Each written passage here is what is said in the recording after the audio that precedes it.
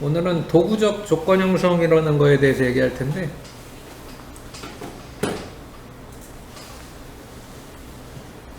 도구적 조건 형성이라는 거는 이제 파블로프식 조건 형성은 사실은 사람 이름을 그냥 따서, 처음에 발견한 사람 이름을 따서 조건 형성, 즉 뭔가 연합시켜서 학습시키는 거에 대한 학술적인 이름을 증거라면은, 이 도구적 조건 형성의 도구는 말 그대로 이제 어떻게 보면 이 심리학적인 효과가 어떻게 이루어지는가를 조금 이제 보여줘요. 그래서 말 그대로 뭔가 도구를 사용했을 때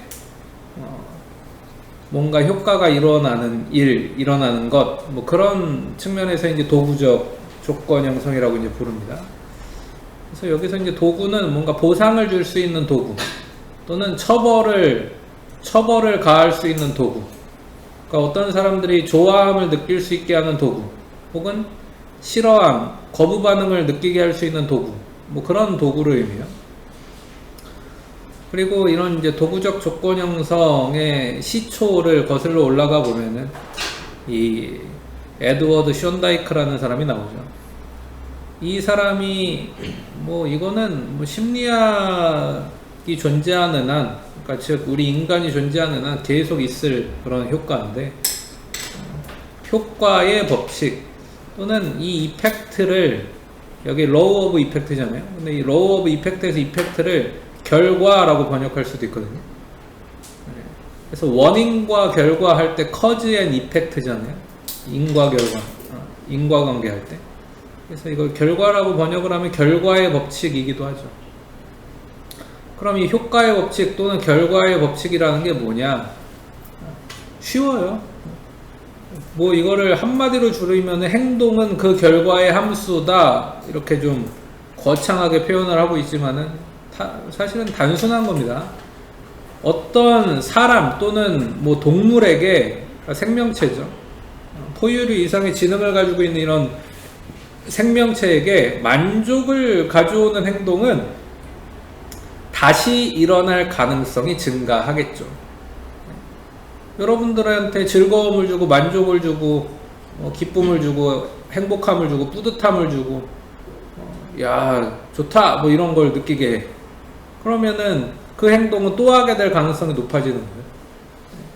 근데 반대로 불편을 초래하는 행동, 뭔가 부정적인 정서를 유발하는 행동, 싫음, 혐오, 안 좋아 이런 식의 것들을 유발하는 행동은 다시 일어날 가능성이 감소하죠.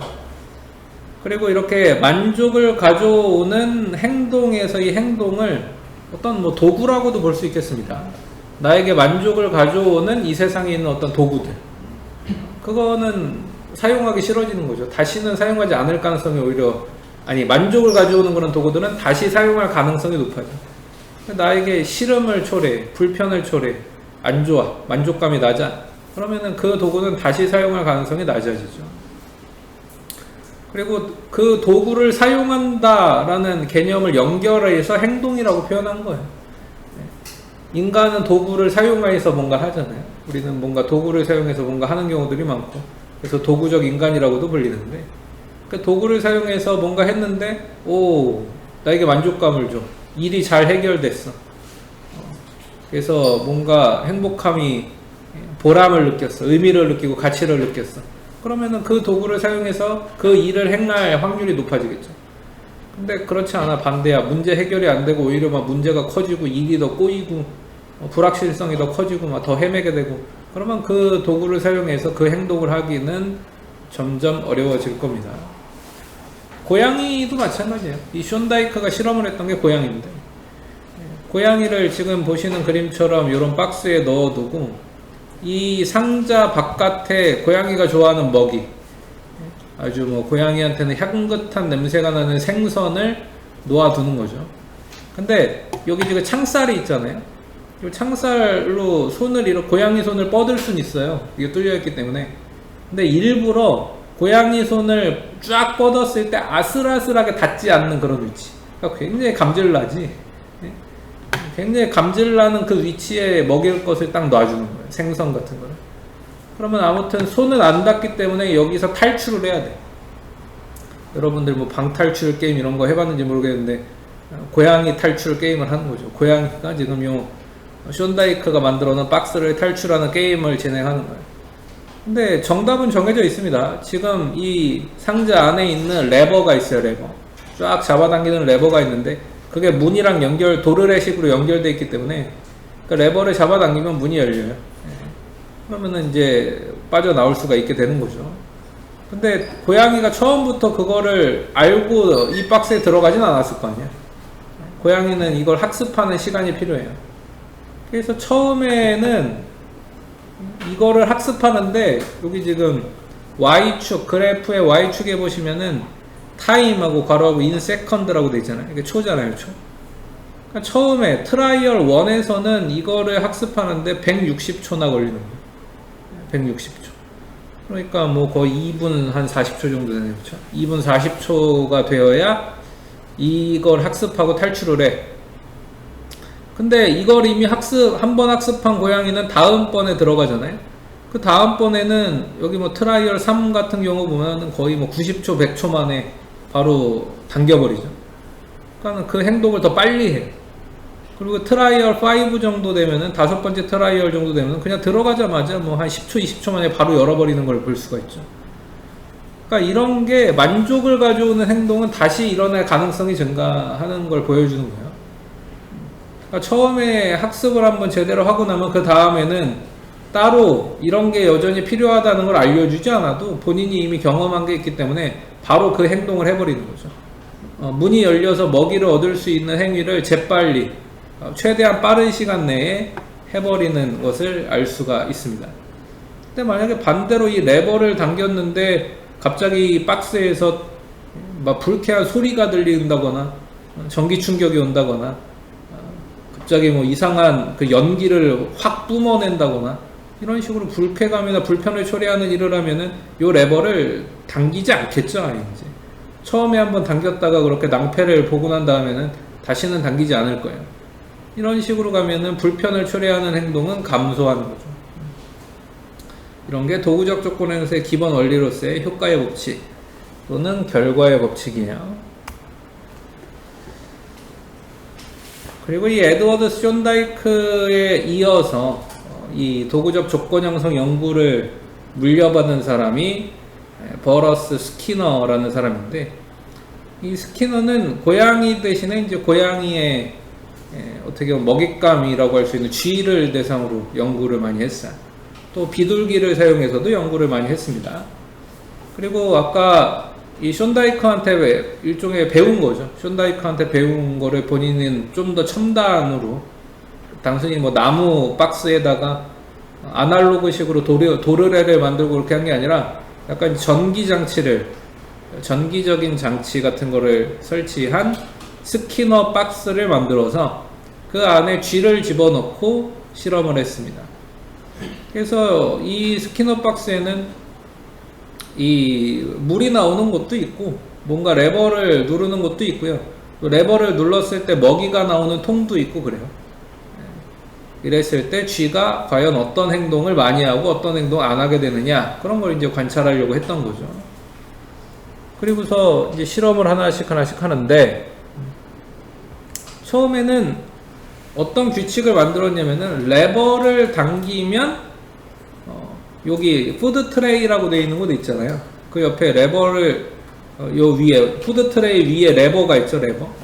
이 푸드 트레이 위에는 레버를 누르면 이 푸드 트레이에서 먹이가 똑 떨어지는 그거를 이제 조건을 만들었어요. 그러니까 레버를 눌렀을 때 레버라는 도구를 누르는 이 행동이 만족감을 주는 거죠. 맛있는 먹이를 사료를 이렇게 제공을 해 주니까. 그랬을 때 이 쥐가 이거를 얼마나 빨리 습득을 하느냐. 물론 이제 쥐에 따라서 조금 다르긴 하지만은 처음에는 뭐 시행착오도 좀 겪고 하겠죠. 근데 막 그냥 왔다 갔다 막 돌아다니고 이것저것 다 만져볼 거예요. 그렇죠? 이것저것 다 만져보고 그리고 이제 슬슬 움직이다가 이제 배가 슬슬 고플 쯤 되면은 더 이것저것 많이 눌러보게 될 겁니다. 그러다가 어느 순간 레버를 한번 탁 건드렸는데 먹이가 똑 떨어지네. 그리고 그걸 학습하고 난 다음부터는 아주 그냥 쭉 증가해 버리는 거죠, 행동이. 그래서 지금 요 4개의 그래프는 네 마리의 서로 다른 쥐가 이걸 학습하는 그래프를 보여주는 건데, 하여튼 이거를 학습한 시점은 조금씩 달라요. 더 빨리 학습한 쥐도 있고 더 느리게 학습한 쥐도 있긴 있죠. 근데 아무튼 한 번 학습한 다음부터는, 한 번 학습이 이루어지고 난 다음부터는 이 레버를 누르는 비율이 아주 계속 급격하게 증가하는 걸 볼 수 있습니다. 그러니까 이렇게 뭔가 나에게 만족감을 주는 행동은 증가한다는 이 에드워드 션다이크의 결과의 법칙, 효과의 법칙을 쥐를 통해서도 보여준 거죠. 아까 이제 고양이를 통해서 보여준 거는 어떤 행동이 나에게 유익을 준다는 걸 알게 되면 그 행동을 더 빨리 하게 된다는 걸 우리가 알게 된 거라면, 지금 이거는 그 행동을 더 빨리 하게 될 뿐 아니라 심지어 더 많이 하게 된다는 걸 알게 됩니다. 그 행동을 할 수 있는 환경, 그 행동을 할 수 있는 조건이 마련되면 바로 그 행동을 할 뿐만 아니라 그 행동을 이어서 연속적으로 계속 한다는 거죠. 이런 거를 그래서 스키너는 뭐라고 불렀느냐? 강화라고 이제 불렀습니다. 강화. 행동의 강화예요. 자, 이 강화라는 거를 정리해보면 그러니까 뭘까요? 어떤 행동의 빈도가 증가하는 거야.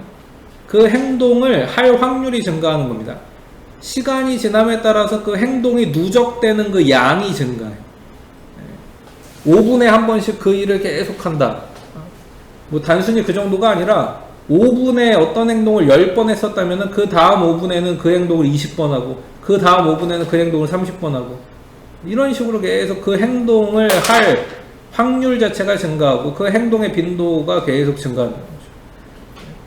어쩔 때 보면은 이제 이 쥐가 이미 충분히 배부른데도 불구하고, 그래서 그 먹이를 일부러 막 다 먹지 않음에도 불구하고 그냥 레버 누르는 행동 자체는 그 트레이가 넘칠 때까지 계속 하는 경향이 있어요. 마치 그거에 중독된 것처럼 계속 누르는 거죠. 그리고 실제로 최근에 뇌과학이나 이런 걸 발전하면서 쥐를 대상으로도 이 뇌 측정 이런 거를 한다거나 이제 호르몬 같은 걸 조사하고 이렇게 보면은, 이렇게 강화가 일어날 때 나에게 좋은 일에 중독된 쥐들을 보면은 인간도 마찬가지거든 사실. 막 뇌에서 도파민이라는 게 어마어마하게 나와요. 인간에게 되게 쾌락을 주는 호르몬이죠. 쾌락을 주는 신경 전달 물질, 이게 막 나오는 거예요. 그러니까 누르면은 막 누를 때마다 도파민이 계속 나오니까는 도저히 안 누를 수가 없는 거지. 계속 그 도파민이 나오는, 나에게 쾌락을 주는, 즐거움을 주는, 일종의 좀 짜릿함을 주는 그 행동을 계속 하게 되는 거죠. 그런 게 이제 강화예요, 강화. 그리고 이 강화가 사실은 중독하고도 연결될 수 있고. 근데 만약에 강화가 중독으로 이어지지 않는다면은, 이어지지 않고 사실 건강한 습관을 만드는 쪽으로 이어진다면 참 좋은 거고, 근데 이게 중독으로 이어지면 안 좋은 쪽으로 가는 거죠. 아무튼 여기서 처음에 심리학은 가치 판단은 하지 않아요. 강화라는 현상만 관찰합니다. 그게 좋은 쪽으로든 나쁜 쪽으로든 내 행동의 빈도를 증가시키는 일이 일어났다, 그럼 강화예요.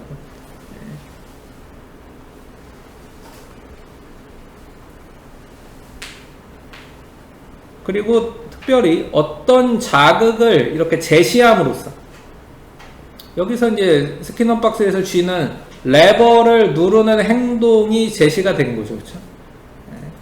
특정 자극을 이렇게 제시함으로써 레버를 눌렀을 때 먹이가 이렇게 나오는 거. 특정 자극을 이렇게 제시함으로써 어떤 행동의 빈도를 증가시키는 부분을 정적 강화라고 이제 부릅니다. 정적 강화. 그래서 이 정적 강화가 일어나면은 뭔가가 제시가 됨으로써, 즉 여기서는 지금 먹이가 제시가 되는 거죠. 레버를 눌렀을 때 트레이에서 이 보상, 먹이가 똑 떨어지는 것을 봄으로써 어떤 행동의 빈도를 증가시키면은 강화예요, 강화. 그리고 이렇게 보상, 일종의 이제 먹이라는 게 보상이기도 하잖아요. 기분 좋게 만들고 배부르게 만들고 만족감을 주는 도파민을 발생시키는 그런 부분이기 때문에 이 보상학습이라고 부르는 경우도 있어요. 보상학습.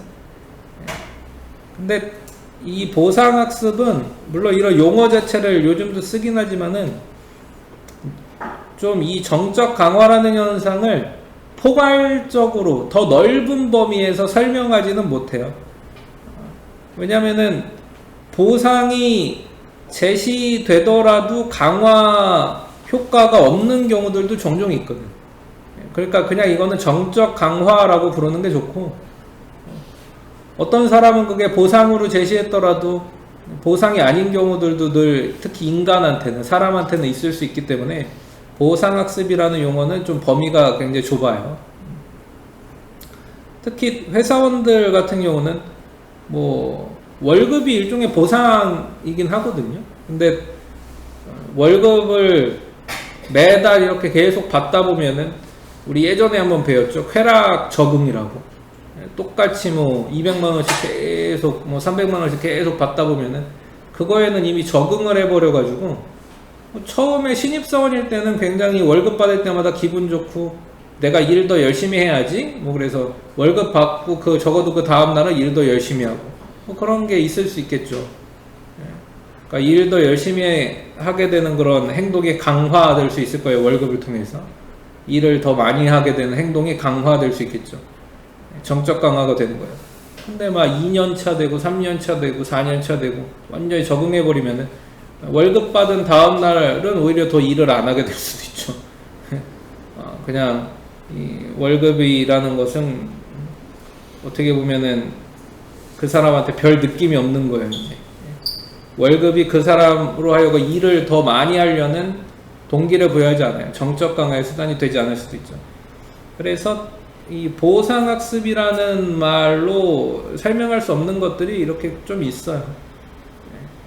그래서 그냥 정적 강화다. 특정 자극이 제시했을 때 행동이 증가해야 정적 강화고, 이렇게 월급이 계속 나오지만 적응해서 더 이상 그 사람이 일을 열심히 하는 행동을 증가시키지 못한다면은 아니죠. 그냥 강화가 일어나지 않은 거지. 보상학습도 아니고. 뭐 여러분들도 어렸을 때는 야 피자 한 판 사주면은 뭐 공부 더 할게요. 뭐 일종의 또 엄마 아빠하고 거래를 하는 어린이들도 있어요. 여러분들도 해봤을지 모르겠네. 이거 사주면은 내가 공부 열심히 할게요. 이거 하면 열심히 할게요. 근데 엄마 아빠들도 처음 한두 번은 그냥 해주지만은 나중에는 잘 안 해주지. 왜냐면 그거를 해줘봐야 그날 뿐이라는 걸 알고 공부를 열심히 하는 정적 강화, 정적 강화가 일어나지 않는다는 거는 이미 알고 있기 때문에. 그러니까 제일 좋은 거는 공부를 했을 때 뭔가 의미를 느끼고 보람을 느끼고 내 실력이 늘었다, 또는 내 자신이 뭔가 많이 얻었다, 또 어떤 성취감 같은 거를 자기 자신이 얻어서 스스로를 강화시켜 나가는 게 제일 좋은 거예요. 그러니까 그런 걸 이제 내적 강화라고 하죠. 어떤 외부에서 뭔가 이렇게 자꾸 외부적으로 뭔가 제시해서 내 스스로의 공부를 강화하는 것보다는 내 마음의 내면에서 공부를 하고 나서 그 결과가 좋기 때문에, 또 하고 나서 결과가 좋은 걸 보고, 그렇게 함으로써 내 공부하는 그 시간과 또 빈도를, 강도와 빈도를 둘 다 높여가는 게 제일 좋습니다. 그리고 또 이 보상학습이라고 표현할 때 이게 좀 이렇게만 볼 수가 없는 게, 때로는 막 혼내는 거, 사람들이 손실을 발생한다고 보통 생각하는 게 행동을 증가시키는 결과를 가져오는 경우도 있어요. 그러니까 뭔가 꾸중을 하거나 벌금을 내거나 감급, 이렇게 막 전기 충격을 준다거나 뭐 이러한 부분들이 오히려 강화의 효과를 가져오는 경우들도 있어요. 그러니까 이 보상학습이라고 얘기하기가 좀 어려운 거죠. 큰 세금을 회피하기 위해서 이렇게 부자들 같은 경우에는 작은 벌금 정도는 그냥 감수해 버리는 경우도 있어요. 그러니까 오히려 세금을 회피하고 나서 벌금을 내는 게 낫다는 거죠. 그러면은 어떻게 보면 손실적 성격을 주는 이 벌금이 이 사람에게는 손실이 아닌 게 되는 거예요. 그래서 우리 인간 사회는 좀 이렇게 좀 복잡해요. 그 다음에 게임에 되게 몰입하고 있을 때, 그러니까 막 혼났어. 그런데 그게 게임을 더 재밌게 만들 수 있어요. 왜냐면은 몰래 하면서 안 들키는 스릴을 막 또 느끼게 되고, 이렇게 되면은 이렇게 부모님한테 혼나거나 몰래 게임을 하면서 늦게까지 잠 안 자고 이렇게 하는 게 더 점점 재밌어질 수 있어. 그리고 뭐 여러분들은 이거는 이제 제가 모르길 바라지만은 담뱃값의 그 혐오 자극이 되게 많이 있잖아요. 근데 이 담뱃값의 혐오 자극이 그러니까 이미 흡연자인 사람들에게 담배를 끊게 만드는 효과가 있는 거냐? 그렇지가 않아요. 오히려 뭐 담배를 끊게 만드는 거에는 별 효과가 없어.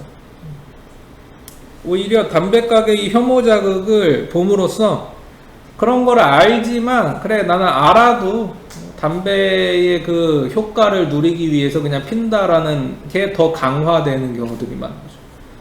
담배를 통해서 그 사람들이 누리고자 하는 효과가 뭐냐? 흡연자들의 담배를 통해서 누리는 효과가 뭐냐? 일단 마음을 안정시키는 거. 그게 그 흡연자들에게 보상이거든. 긴장을 좀 풀어줘요. 그리고 집중력은 좀 높여줍니다. 니코틴의 효과거든, 그게. 근데 나는 뭐 니코틴이 안 좋고 담배에 뭐 니코틴뿐만 아니라 뭐 수만 가지, 뭐 2만 가지 넘는 이 발암 물질이 있다는 거 알지만, 나는 일단 단기적으로 내 심리를 안정시키고 집중력을 높이기 위해서 그냥 핀다. 그리고 담뱃값에 있는 이런 이 혐오적인 자극들은 내가 어떻게 보면은 지불하는 대가다. 뭐 그냥 이렇게 넘어가 버리는 거예요. 그래서 별로 이게 효과가 없어요.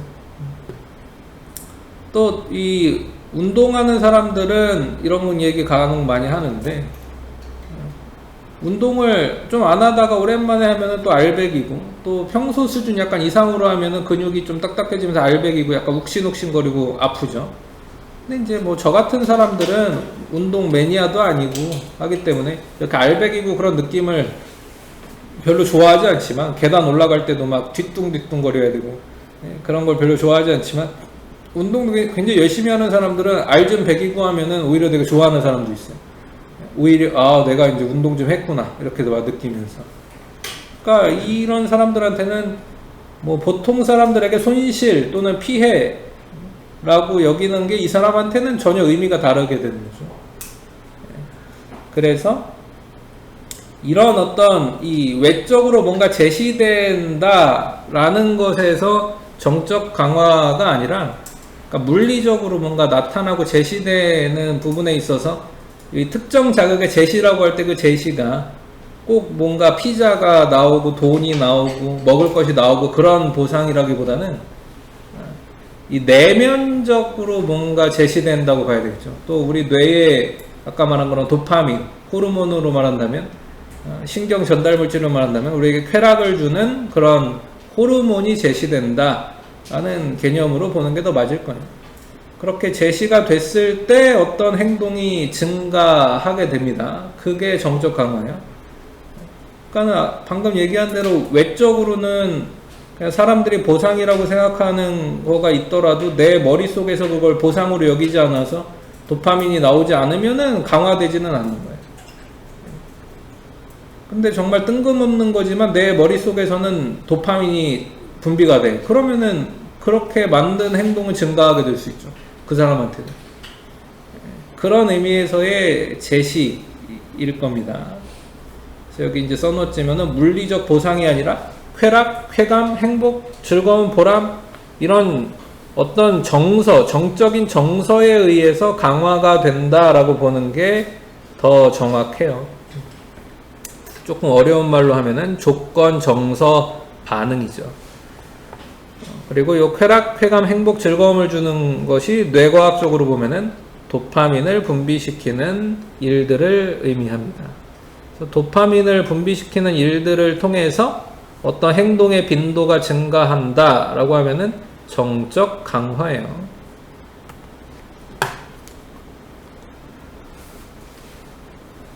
근데 반대로 어떤 자극을 뺏어감으로써, 제거함으로써 행동의 빈도가 증가되는 경우도 있습니다. 뭔가 제시하는 게 아니라 뺏어감으로써 내 어떤 사람의 행동을 증가시킬 수도 있어요. 근데 여기서 그러면 뭘 뺏어가는 거냐? 고통이나 불쾌감을 뺏어가는 거겠죠. 고통이나 불쾌감을 뺏어가면은 사실은 그게 이제 약간 오히려 쾌락이 될 수도 있고, 쾌락이 되는 것까지는 아니더라도 적어도 0점이 되는 거잖아요. 0점. 0으로 돌아오는 거잖아요. 아무것도 없는 상태. 근데 고통이나 불쾌감이라는 마이너스 상태에 있었던 사람은 그 마이너스가 0으로 만들 수 있는 게 있다면은 얼마든지 이제 하는 거죠. 특히 막 늘 좀 모르겠어요. 여러분들 부모님들 또 이제 혹시나 저랑 비슷한 연령대시라면은 이렇게 뭐 고기 같은 거를 오랜만에 좀 많이 드시고 나면 소화제 같은 걸 드셔야 될 수도 있는데, 여러분들은 뭐 지금 그럴 일 없죠. 뭐 이 엄청난 소화력을 지금 자랑하는 나이일 테니까. 근데 이제 여러분들의 부모님은 그렇지 않을 수 있단 말이에요. 근데 이렇게 막 그래서 오랜만에 고기 먹을 땐 좋았는데 속이 더부룩하고 하니까 그 불편감을 빨리 제거하고 싶어. 그러니까 소화제를 먹고 나서 한 10분 정도 있으니까 쑥 가라앉고 굉장히 편해졌어. 그러면은 앞으로도 이제 좀 그런 일이 있을 때 소화제를 먹는 행동이 증가할 수 있어요. 왜? 그 불편감을 해소해 준다는 걸 알기 때문에. 그 불편감 해소에 대한 기대를 품게 되는 거죠. 이렇게 뭔가가 없어짐으로써, 불편감을 없앰으로써 강화가 이루어진다. 그런 건 이제 부적 강화라고 하는 거예요. 쾌락이 제시됨으로써 강화가 되는 것은 정적 강화인 거고, 불쾌감이 제거가 됨으로써 강화가 되는 것은 부적 강화다. 이렇게 정리하면 좀 쉽겠죠. 쾌락이 제시돼서 내 행동이 증가했어. 행복한 일이 나타남으로써 내가 어떤 행동을 증가시켰어. 그러면은 정적 강화고, 불쾌한 게 제거가 됐어. 그래서 그 불쾌함을 제거하는 행동을 더 많이 하게 됐어. 그러면은 그거는 부적 강화인 거죠. 두통이나 근육통 있는 사람들이 타이레놀을 하나씩 먹을 때마다 한 뭐 10분, 20분 정도 뒤에 그걸 가라앉는 경험을 한다. 그러면 타이레놀을 이렇게 많이 사놓고 두통이나 그런 걸 많이 경험하는 사람들은 이제 조금 그런 조짐이 있을 때마다 바로 먹어버리는 행동이 되게 증가할 수 있어요. 아니면은 뭐 이게 이제 타이레놀 같은 거는 특별히 뭐 중독성이 있다거나 꼭 그런 게 아니고, 아무 일 없을 때도 그냥 하나 먹어뒀을 때 뭐 큰 문제가 생기고 그렇지 않거든요. 그러니까 그 사람들은 심지어 두통이 발생하지 않았는데도 불구하고 혹시 모르니까 그냥 먹어버리는 경우도 있어요. 그런 경우는 불쾌감을 제거하는, 그런 나의 두통이라는 고통을 제거하는 행동이 굉장히 많이 강화가 된 거죠. 그래서 이렇게 불쾌감을 제거해주는 행동도 강화될 수 있다. 그러니까 여러분들이 이 공부를 평상시에 꾸준히 하려면은 정적 강화가 돼야 될 거고요. 그러니까 매일매일 공부해서 쾌락을 느껴야죠. 매일매일 공부를 하면서 성취감을 느끼고 도파민이 나오는 경험을 하면은 이제 공부에 대한 좋은 습관이 들여지는 거고, 벼락치기를 한다는 건 뭐냐? 부적 강화예요, 사실 그거는. 벼락치기는 당장 내일 시험인데 오늘 공부 안 하면 굉장히 불편해지잖아? 마음이 막 내일이 시험인데 오늘 공부를 안 하면 되게 불편하고 약간 죄책감 느껴지고 마음의 고통이 있잖아요? 그걸 제거하기 위해서 공부하게 되죠. 그거는 벼락치기. 근데 그렇게 부적 강화로 계속 공부하면은 별로 좋진 않아요. 아니면은 이제 매일매일 뭔가 공부를 안 했을 때 불편함이 느껴지는 사람이라면 모르겠는데, 나는 뭐 이런 사람이 있을 수는 있겠죠. 나는 하루라도 책을 안 읽으면은 정말 옛날 속담처럼 막 가시가 돋아가지고 책을 계속 읽게 된다. 그럼 그거는 일종의 부적 강화로서 책을 계속 읽게 되는 걸 수도 있어요. 보통은 이제 그거보다는 벼락치기 할 때 이제 부적 강화를 제거하기 위해서 하는 경우들이 많죠. 마음의 불편감을 제거하기 위해서 이렇게 해요. 그리고 이런 부적 강화를 통해서 공부하는 사람들이 자주 하는 얘기가 뭐냐면은 나는 이렇게 막판에 몰려야 집중 잘 되더라 이런 얘기를 많이 하는 거지. 막판에 이렇게 핀치에 몰렸을 때 그 긴장감이 쭉 올라오니까 그때만 집중이 잘 된다는 거예요. 근데 그렇게 하면은 공부를 좀 길게 오래 하기는 어렵죠. 머릿속에 지식으로 많이 또 남지 않을 거예요. 시험 기간에만 잠깐 공부하는 걸로는 여러분들의 머릿속에 남기기가 힘들어요. 자, 그래서 아무튼 뭐 정적 강화든 부적 강화든 만약에 이제 매일매일 나는 공부를 안 하면 마음에 불편함이 있어서 어느 분량까지는 꼭 해야 된다. 뭐 그렇게 해서 좋은 습관을 들이시던지 아니면은 공부한 결과로서 만족감과 뭐 어떤 의미와 가치와 행복을 느낌으로써 이런 정적 강화를 통해서 좋은 습관을 들이시던지 해야 될 겁니다. 그러니까 단순히 이 벼락치기함으로써 당장 내일 있는 고통을 제거하는 그런 강화는 좋지 않아요. 벼락치기만 강화하는 거죠. 그리고 이런 것들을 이제 그 전자기기나 자동차 같은 도구에도 응용할 때가 있어요. 여러분들 이제 뭐 부모님이 운전하는 차를 타보면 알겠지만은 앞좌석에 앉은 사람이 안전벨트를 매지 않으면은 계속 띵동 띵동 소리 나거든. 그러니까 택시 같은 경우는 운전석에는 이제 택시 기사님이 앉아 있고 그 옆에 조수석이 있는데 그 조수석에 누군가 앉았다. 그럼 조수석에 있는 사람이 안전벨트를 매지 않으면은 택시 같은 경우도 또 계속 띵동거리는 게 있어요. 그럼 이제 기사님이 옆에 안전벨트 안 매셨네요. 매셔야 되겠습니다. 라고 이제 안내를 해주죠. 그리고서 안전벨트를 딱 매면은 그 띵동거리는 소리가 이제 제거가 되는 거예요. 어떻게 보면은 그 시끄럽게 울려대는 띵동띵동 하는 소리를 제거하기 위해서라도 나중에는 그냥 안전벨트를 바로 매버리겠죠. 시동 걸기 전에 안전벨트부터 매고 시동을 걸겠지. 왜냐면 시동 걸고 나서 안전벨트 안 맨 상태가 되면은 이제 띵동 거리니까 걸기 전에 바로 이제 매게 되겠죠. 아예 그런 소리 안 듣기 위해서. 그리고 내비게이션들도 뭐 어느 내비게이션을 쓰든지 뭐 60km 그 속도 제한 구역에 이렇게 들어서고 그 카메라가 있게 되면은 한 600m 전이죠. 보통 한 600m 전부터 띵동 띵동 속도를 줄이세요 막 계속 나오죠. 그러니까 60km까지 줄일 때까지 그 밑으로 떨어질 때까지는 계속 나와요. 그러니까 그 소리 듣기 싫어서라도 속도를 줄이게 되고 좀 안전운전하게 되죠. 그런 게 어떻게 보면은 사고의 위험은 분명히 줄여주는 겁니다. 그러니까 이것도 어떤 사람들에게 그 일부러 불편을 줌으로써 그 불편을 제거하는 행동을 증가시키는 거예요. 속도를 줄이는 행동을 증가시키게 되겠죠. 이런 것들은 다 부적 강화라고 볼 수 있어요.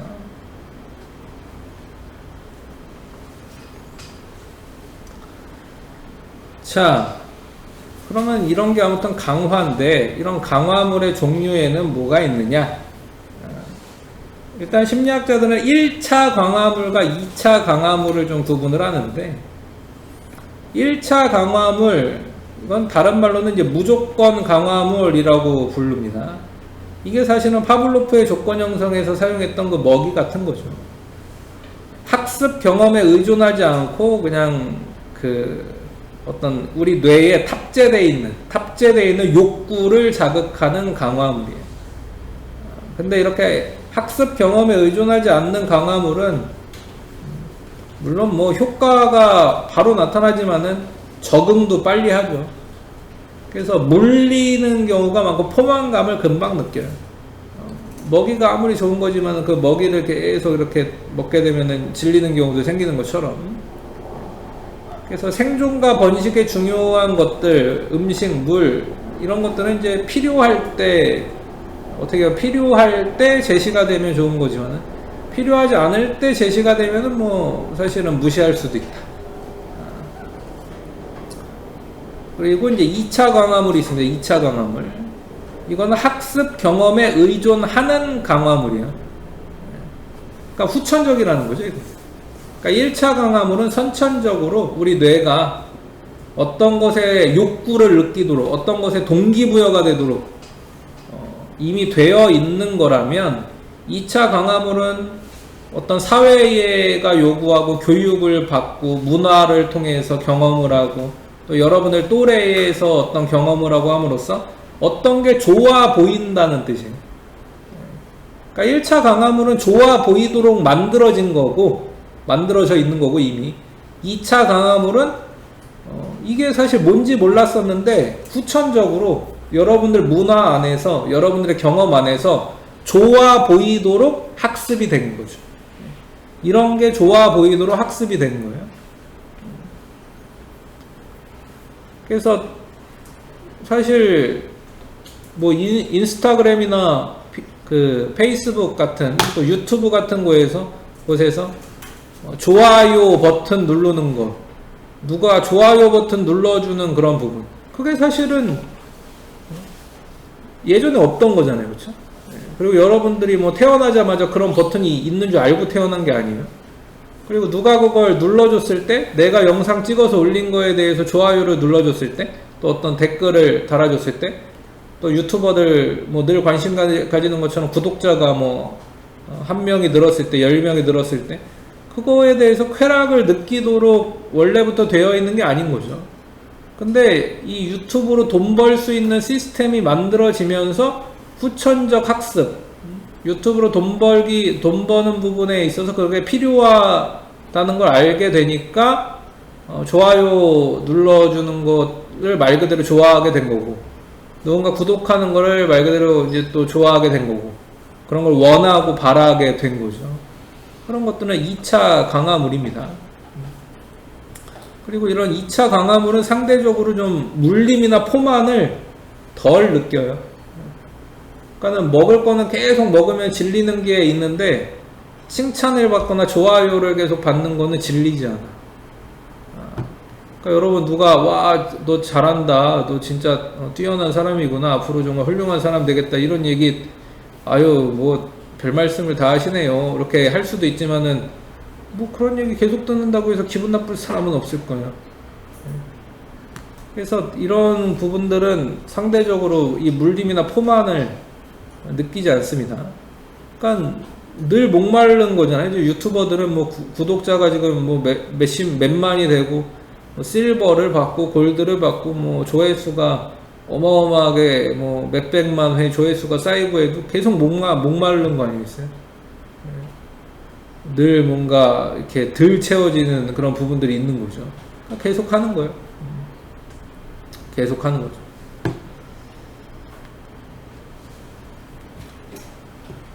그리고 굉장히 광범위하게 모든 부분에다 적용될 수 있는 강화물이다 라는 의미에서 일반 강화물이라는 게 있는데, 이걸 좀 풀어서 설명한다면 상황과 맥락에 의존하지 않고 상황과 맥락에 관계없이 정말 광범위하게 넓은 범위에서, 또 뭐 인종과 관계없이, 문화권과 관계없이 누구나 다 좋아하는 거라는 거죠. 누구나 다 좋아하고 이거를 뭐 떠올리거나 이거를 받거나 이것이 늘어나는 일에서는 강화가 일어나요. 즉 도파민이 분비되고 뭔가 이것을 증가시키는 행동을, 일반 강화물을 증가시키는 행동을 할 확률이 높아진다는 얘기죠. 그러면은 이렇게 문화와 관계없이, 나라와 관계없이, 또 피부색에 관계없이 누구나 다 좋아하는 게 뭐냐? 돈이죠. 뭐니 해도 머니가 최고, 뭐 이런 아주 썰렁 개그를 안 할 수가 없는데, 그러니까 이게 화폐가 그런 가치가 있어요. 그리고 옛날에는 이제 금이었죠. 예전에 이제 금이었는데, 물론 뭐 지금도 금 좋죠. 금이 좋잖아요. 왜냐면 또 금을 화폐로 바꿀 수가 있으니까. 그래서 여러분들도 나중에 이제 다 커서 뭐 돈도 벌고 이제 결혼도 하고 이 아이도 낳고 이렇게 하면은 돌잔치 같은 거 이제 친구 돌잔치 가고 뭐 그럴 때가 올 수도 있을 텐데 그때 이제 여전히 뭐 돌잔치 선물로 금반지 이렇게 해주고 그런 거 아니겠습니까? 왜냐면 그게 이제 결국에는 화폐잖아요. 일반 광화물이 될 수 있잖아요. 또 나중에 이제 금값이 많이 올랐을 때 팔면은 그걸 받았을 때 가치보다 더 높은 가치가 돼서 나에게 돌아올 수도 있는 거. 이런 게 돼서 일반 광화물입니다. 근데 이 일반 광화물, 특별히 이제 돈은 우리가 한번 그래도 생각해 봐야 되는 게 뭐냐면 이렇게 사회 시스템이 건강하게 돌아가고 건전하게 돌아가고 인플레이션 같은 게 아주 최소한으로만 있어서 관리가 되고 또 이 사회적인 약속이 잘 지켜지는 곳에서 사실은 의미가 있는 거예요.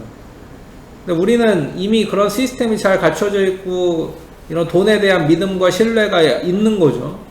그러니까 이게 일반 광화물로 작용할 수가 있어요. 근데 만약에 이런 지금은 이제 모든 나라들이 이런 시스템을 갖추고 있기 때문에 그러니까 이게 일반 광화물인데 만약에 여전히 존재하는 저 아마존에 그냥 수렵가 최진민처럼 살고 있는 사람들에게 이걸 가져간다.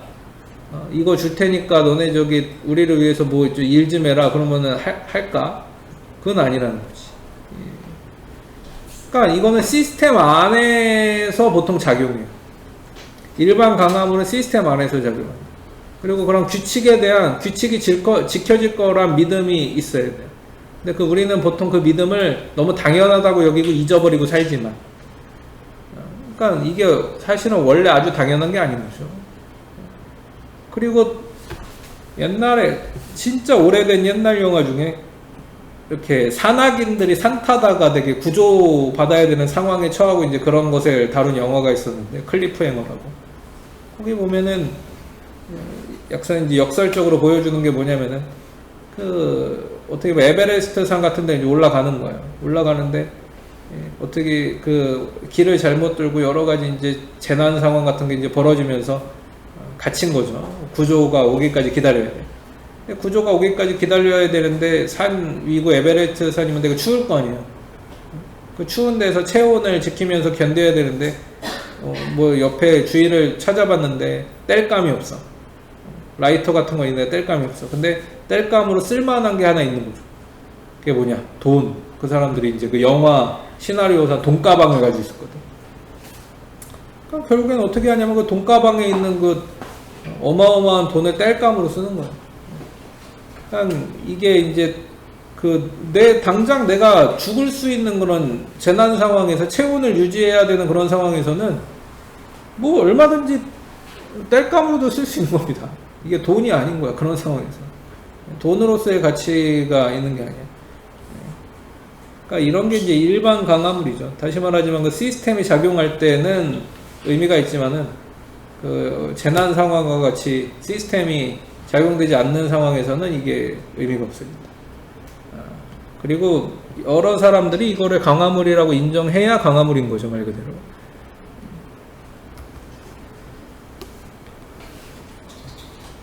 또 자연적인 광화물이라는 것도 있어요. 쉽게 말하면은 뭐 예술, 우리가 예술이라고 부르는 거, 우리가 와 하는 감탄사가 나오게 하는 그런 예술들. 예술 작품은 그런 거죠. 자연적인 거의 광화물이죠. 경탄이 나오게 하고, 야 어떻게 저런 생각을 해낼 수 있을까? 우리에게 막 영감을 주고, 그러니까 영감을 주는 게 우리의 또 기분을 좋게 만들고. 그리고 실제로 자연이 그런 겁니다. 어떻게 보면 자연. 어느 날 갑자기 그 하늘을 딱 쳐다봤는데 너무 멋있게 노을이 딱 져 있다. 그러면은 그 시간이 되면 노을을 보기 위해서 하늘을 쳐다볼 가능성이 높아질 수 있죠. 실제로 어떤 사람들 그런 습관이 있는 거 아니에요? 어느 이제 해가 뉘역뉘역 질 때는 그냥 멍 때리면서 하늘만 쳐다보고 있는 거야. 그러면은 어느 순간 하늘색이 조금씩 변해가는 그런 것들을 이제 보게 되거든. 그게 너무 기분 좋다는 거죠.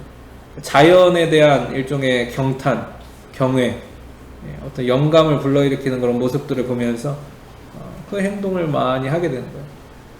또 여행 다니는 것에 대해서 가는 행동이 강화된 사람들을 보면은 일종의 자연적 강화물에 많이 감동을 받은 사람들인 거죠.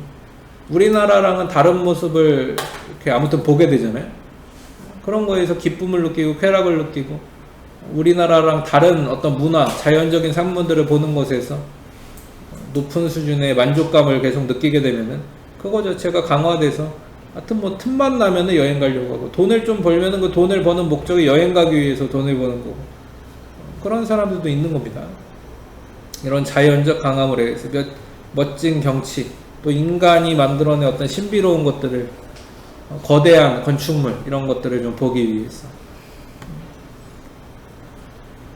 그리고 좋은 습관을 얻게 하기 위해서 있는 강화물들도 있어요. 특히 이제 어린아이들이 이런 걸 좀 많이 경험해야 될 텐데 좋은 습관을 들이기 위해서 청소를 하고 나면은 방이 깨끗해지고 기분도 상쾌해진다는 거를 경험을 하면은 청소를 그래도 이제 꼬박꼬박 좀 자주 하게 되겠죠. 방을 깨끗한 상태로 유지하려고 하게 되겠지. 또 양치를 하면은 기분이 되게 상쾌해지는 걸 느껴. 입안이 되게 청결해지는 느낌이 벌써 나. 그러면 양치질을 좀 더 잘 하게 될 겁니다. 이런 것들은 이제 자동적인 강화물이라고 할 수 있죠. 근데 이거는 청소를 하고 나서 방이 깨끗해지고 기분도 상쾌해져야 되는 겁니다. 그렇죠? 근데 청소를 했는데 뭐가 달라졌는지 잘 모르겠어. 부모님들 이제 엄마들이 그런 잔소리를 되게 많이 하죠. 아이는 분명히 엄마 나 청소했어 라고 했는데 엄마가 이렇게 얘기하는 거지. 어디를 한 거야? 이렇게 하면은 강화가 안 될 수도 있어요. 그러니까 이거는 이제 엄마도 좀 지혜로워야죠. 청소했어. 그 아이가 느끼기에는 굉장히 이제 깨끗해졌다고 느끼는 거예요. 그렇다면 그거에 좀 맞장구를 쳐주면 처음에는 엄마 입맛에는 좀 안 맞을지 몰라요. 엄마의 성에는 안 차는 거지. 근데 그렇게 강화를 자꾸 시켜주면은 나중에는 엄마 성에 찰 정도로 청소를 깨끗하게들 잘하고 자기 방 관리 잘하고 청결 관리 잘하고 그렇게 될 수도 있겠죠. 그러니까 이런 부분에서는 참 부모가 좀 지혜로울 필요가 있어요. 아이는 깨끗하다고 느껴서 기분 좋았는데 엄마 때문에 자동적인 강화물이 안 돼 버릴 수도 있는 거예요. 자, 그리고 고전적 조건 형성에서 살펴봤었던 것처럼 이 도구적 조건 형성도 영향을 미치는 요인들이 있습니다. 특별히 오늘 강화에 대해서만 다룬 건데 강화에 영향을 미치는 요인들이 있는 거야. 일단 그 고전적 조건 형성에서 했던 거랑 비슷해요. 수반성. A라는 것 다음에 B가 바로 나오느냐 그런 거죠. A 다음에 B가 바로 수반되느냐. 즉 레버를 누르는 행동이 먹을 거를 바로 수반하느냐. 레버를 누르는 행동이 원인이고 먹이가 바로 나오는 게 결과라고 볼 수 있느냐. 그리고 이런 수반성이 높을수록 학습은 더 잘 돼요. 그리고 이런 수반성이 낮을수록 또 거의 0에 가까우면은 뭐 학습이 안 되는 거예요.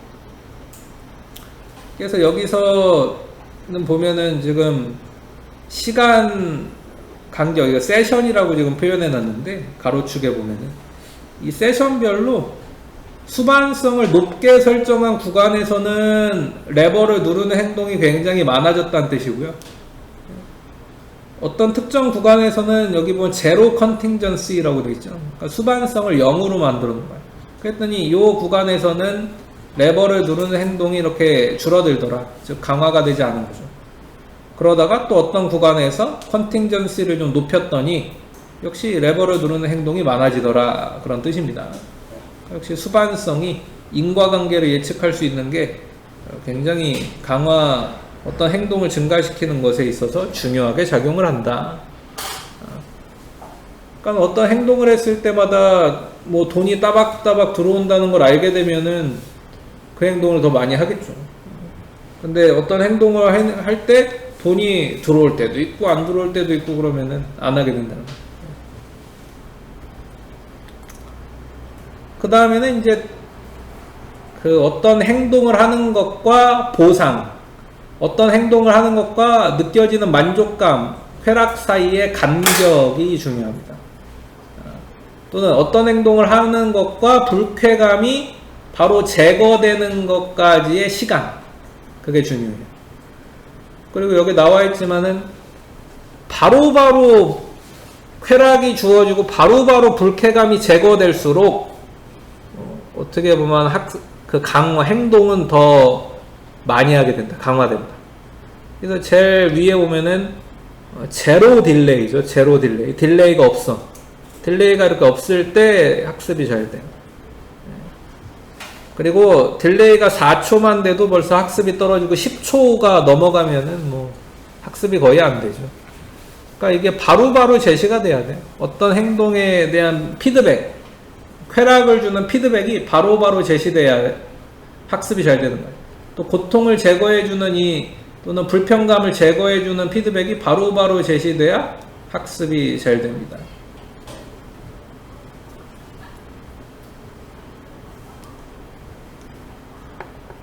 근데 이런 건 있어요. 아, 이게 딜레이 될 거라는 거를 알면은 어떻게 보면은 강화가 약해지지 않아요. 어떤 행동을 할 가능성은 유지가 됩니다. 근데 만약에 딜레이가 된다는 거를 모르면 딜레이가 된다는 걸 그냥 모르면 이게 예측 불가능하게 되잖아요. 이렇게 예측이 아예 불가능하게 되면은 사람들이 포기하죠. 쉽게 말하면 그냥 안 하는 거예요. 그러니까 여기서 지연 가능성 인식이라는 거는 다른 말로 바꾸면은 예측 가능성이죠. 아, 이게 몇 번을 하고 나면은 뭔가 보상이 나올 거야, 또는 어느 정도 시간이 지나면은 보상이 나올 거야, 이거를 알면은 유지가 돼요, 그 행동이. 근데 이게 도대체 언제 나오는 거야? 이게 도대체 언제까지 해야 되는 거야? 이런 식이 되면은 이제 포기하는 거죠. 안 해. 그래서 여기 지금 T와 NT가 있는데, T는 아, 이거 언제까지 하면 되겠구나, 이렇게 아는 거죠. 톤이 있어요. 톤. 소리를 줘요. 소리를 제시하면서 야, 이 소리가 어떻게 보면 이쪽 신호예요. 신호. 좀만 더 기다리면 돼 라는 신호예요. 이렇게 좀만 더 기다리면 돼 라는 신호를 계속 주게 되면은 기다릴 수 있는 거죠. 참는 거예요. 인내심을 발휘할 수가 있어요. 근데 뭐 그냥 무작위적인 것 같은 거예요. 아무런 신호가 없어요. 어떤 시그널이 아무것도 없어요. 기다릴 만한 이유도 없어지는 거지. 어떤 신호도 없고 예측할 수 있는 어떤 단서도 없어. 뭐 불이 번쩍인다거나 하는 어떤 것도 없어. 뭐 진동이 잠깐 온다거나 윙 이런 뭐 스마트폰 진동 같은 게 그래도 좀 온다거나 뭐 그런 것도 없어. 예측할 수 있는 뭐 도구가 아무것도 없는 거야. 언제까지 기다려야 되는지 도무지 알 수 없어. 그러니까 우리 사람들은 항상 그래요. 아, 조금만 더 하면 돼. 조금만 더 하면 돼. 요거까지는 참을 수 있어요. 근데 언제까지 해야 돼가 되면은 못 참는 거지. 그래서 우리는 어떤 행동을 할 때 언제까지 해야 되는 거야, 이런 상황을 만들기보다는, 특히 이제 공부 측면에서 언제까지 해야 되는 거야 이런 걸 만들기보다는 아, 조금만 더 하면 돼 라는 식으로 공부하는 거를 잘 설계하는 게 좋죠. 공부하는 계획 같은 거를. 그래서 공부할 때 갑자기 막 수학 문제 100문제를 하루 만에 풀려고 하면은 그 사람은 지금 지연 가능성 인식이 NT와 비슷한 거야. 야, 이걸 언제 다 하냐? 또는 뭐 언제까지 해야 돼? 이렇게 되는 거지. 근데 만약에 여러분들이 좀 시간의 여유를 가지고 100문제를 20개로 쪼개가지고 하루에 5개씩만 한다. 그러면 좀 할만하죠. 좀 할만하면서, 조금만 더 하면 돼. 이렇게 지연 가능성을 좀 인식하면서. 100개를 다 하기까지는 20일이 남았지만은, 그래, 이렇게 20일만 조금 기다리면 돼. 이걸 이제 알 수 있는 거지. 그런 게 일종의 지연 가능성 인식.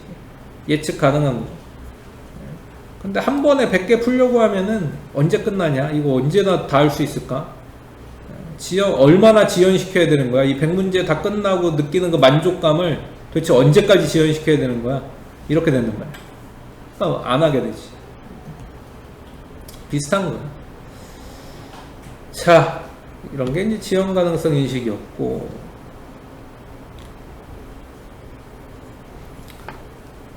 그리고 이렇게 그 지연 가능성 인식이라는 것과 행동 추진력이라는 게 있는데, 이게 이제 같이 연결이 되는 경우들이 있어요.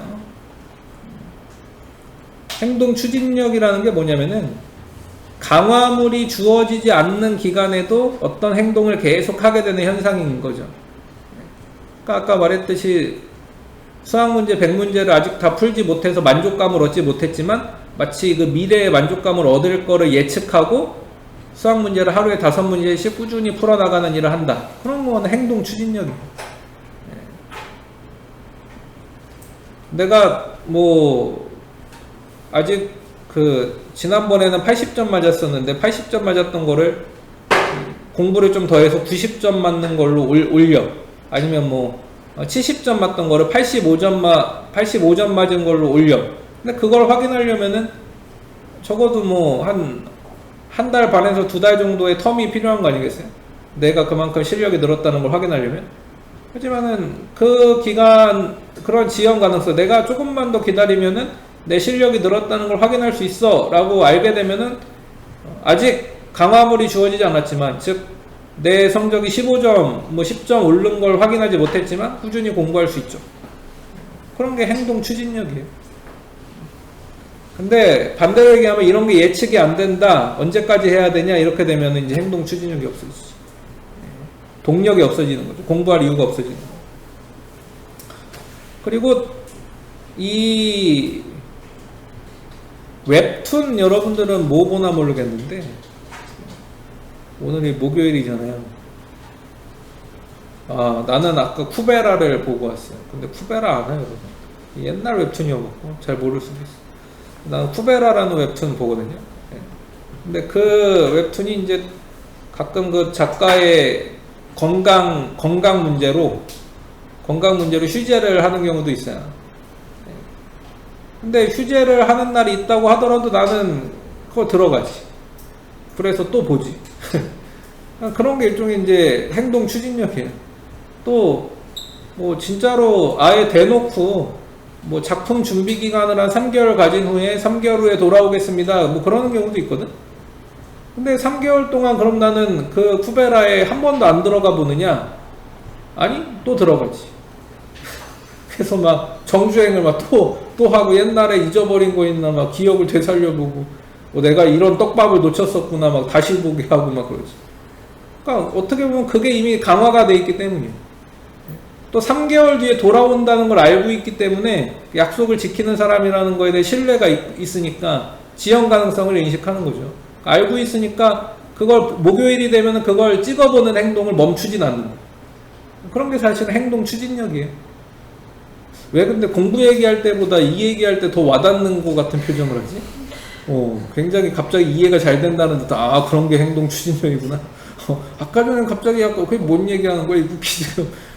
굉장히 졸려하는 표정이었는데 요 얘기는 잘 이해가 되나봐. 그래요, 그런 게 행동 추진력이에요.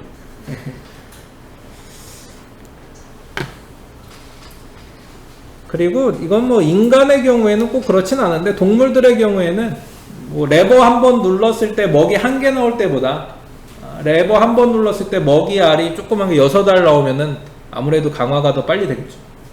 강화가 더 잘 되고. 그리고 이것도 뭐 인간에게도 이거는 해당되는 경우이기도 한데, 좀 동기를 조작할 수 있어요. 배고프게 할수록 먹이를 통한 강화는 더 빨리 되겠죠. 배고프게 할수록. 목마르게 할수록 물을 줄게 라고 했을 때 강화는 더 빨리 되겠지.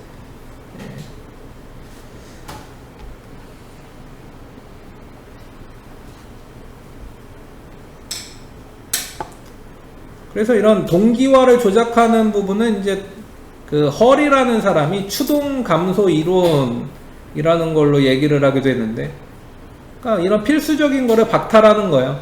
물, 음식, 또 잠 못 자게 하고, 이건 진짜 고문이죠. 저 고문.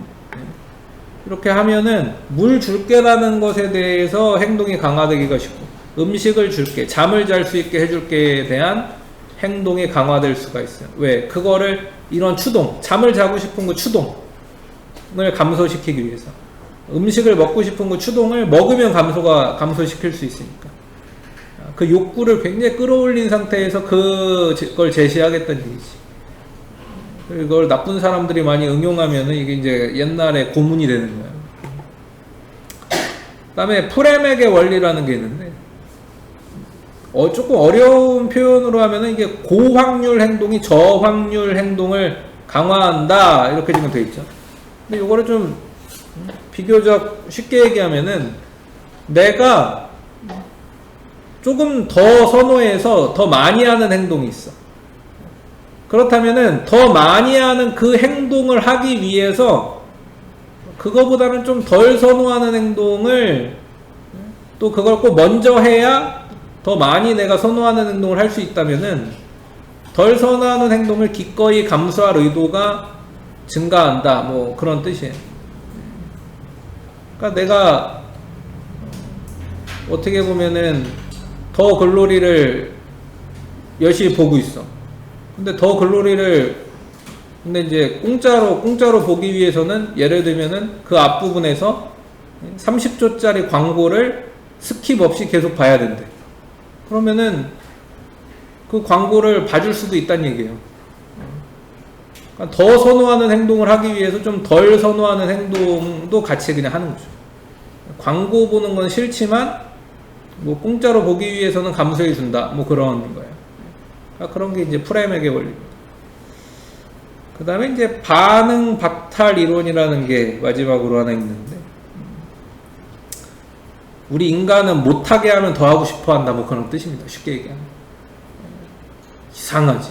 못하게 하면은 더 하고 싶어. 저기는, 예를 들면 우리 학교 안에 이제 금기의 장소를 하나 만드는 거야. 그러면 되게 가고 싶어지는 거야, 갑자기. 쓸데없이 평상시에 아무 생각 없었는데, 너네 그거 알아? 저곳은 아무나 들어가면 안 되는 곳이야. 그러면 이제 그때 갑자기 들어가고 싶어져.